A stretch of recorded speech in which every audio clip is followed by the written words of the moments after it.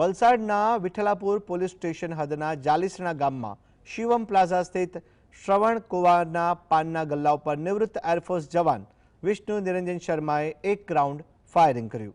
વિષ્ણુએ મજૂર અજયકુમારને ઉછીના 10,000 રૂપિયા આપ્યા હતા, જેના વળતરમાં શ્રવણ સાથે વિવાદ વકર્યો।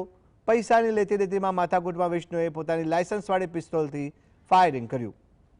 પિસ્તોલ અને જીવતા કારતૂસ કબજે કરી વિષ્ણુની ધરપકડ કરવામાં આવી છે।